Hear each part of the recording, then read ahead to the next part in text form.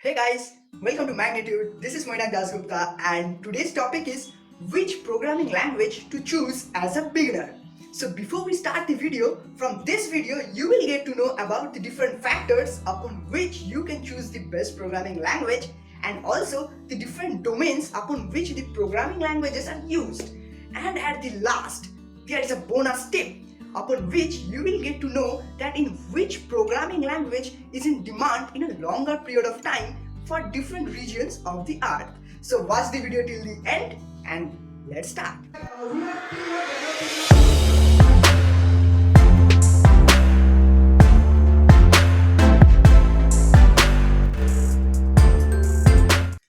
So if we search the keyword that which programming language to start with for a beginner in Google, then you will get to know about C, C++, JavaScript, Python, Java.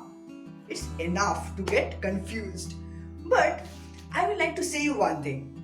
There is no predefined rule to choose any programming language, or there is no step-by-step process which says that this programming language should be done and after that another programming language should be done.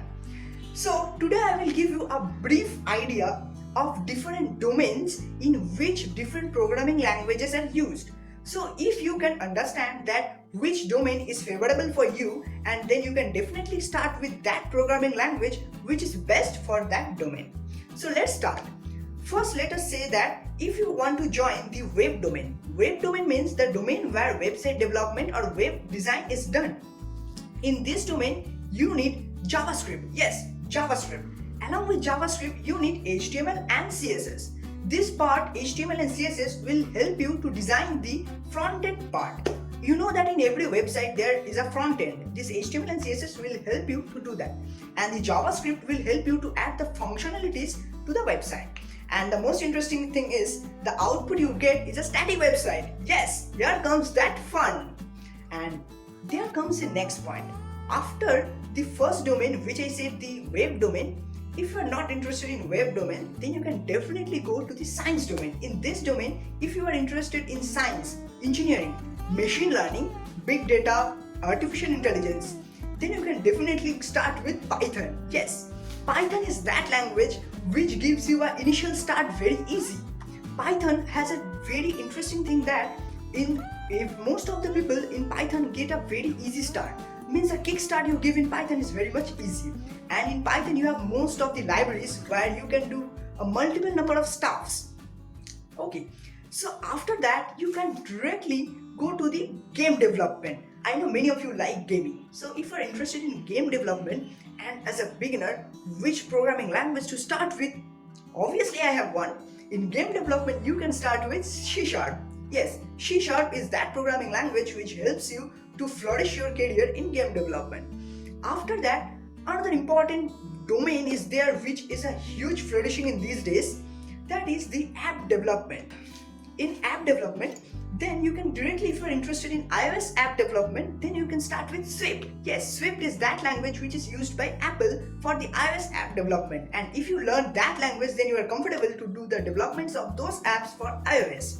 And if you're interested in Android app development, then obviously we have Java. Java or Kotlin is the best language to start for the app development in Androids. So as a beginner, I would recommend to start with Java.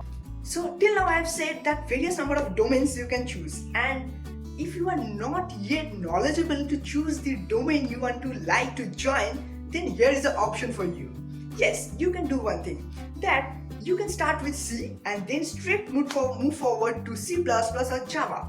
That is the reason why many colleges or many schools starts with C. Yes, C gives you an intermediate knowledge of all the syntax, and after completing C, you can join any programming language, whatever might be the syntax, because once you have completed C, you know our intermediate syntax and you are capable to remove all your syntactical errors.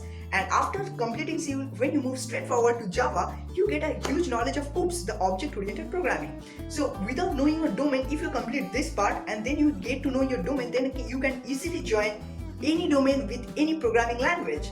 So here is a stuff by which you can choose any domains with particular programming languages. So till now I have said a lot of stuffs about the programming languages and the domains.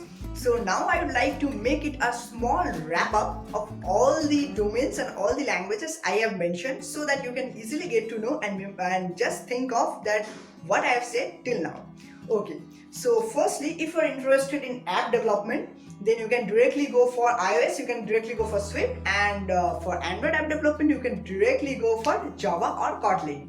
If you're interested in science engineering, that means ML, AI and big data, something like that, then you can directly go for Python, R and MATLAB. As I have said, for beginner you can start with Python, but there are more two languages such as R and MATLAB. Okay, if you're interested in website, then welcome to JavaScript along with CSS and HTML. And if you're interested in game development, then come on to C++ or C#. I have already mentioned that as a beginner you can directly join C#. There is no prerequisite needed to join any other languages, so it's a common for every language. And if you have not yet decided your domain, no issues, you can directly join C. After that you can go to C++ or Java. So here it is, a small wrap up. So as I have promised at the first, that in the end of the video I will give you a special bonus tip which will help you to choose the programming language in a better way. That is, other than those factors which I have explained before, one more important factor is there. That is the job domain factor. Means in which region you are doing the work, or in which particular field you are doing the work, and which programming language is trending in this particular time period. Means in the last 1 year which programming language is trending, or which programming language is going to be in a high curve in the upcoming days. So to know these things, I will give you a special tip. So let's come to my computer screen and see how you can judge or analyze these things. On my computer screen, I have opened Google Trends, and Google Trends is that platform which helps you to give an idea of every topic and the trending of that topic. Means if any topic is going to be popular, or the topic where whole world is booming of this topic, then you can definitely search the topic here. In the search tab, I will write the name of any programming language such as Python, and let's check. Okay, so Google Trends give me the graph of the range of Python and the popularity of Python. It's showing me for United States. So I can change it for India. And so here comes for India. And not only Python, I can compare it with such as JavaScript. Not only JavaScript, I can also compare it with Java. So let's check the results now. Okay, so it is showing me that all the three languages are growing almost parallelly. But after this point, yes, after this point means on March 29th, it's also showing you the date that Python has grown up, then Java. And even you can also check the range of popularity of this language in different part of the country by just scrolling down, and even you can store this data by downloading from here in CSV file or in our Excel format. Thank you everyone for watching this video. If the video is helpful for you, please hit the like button and share the video with others, and also hit the subscribe button along with the bell icon to get the latest updates of our channel.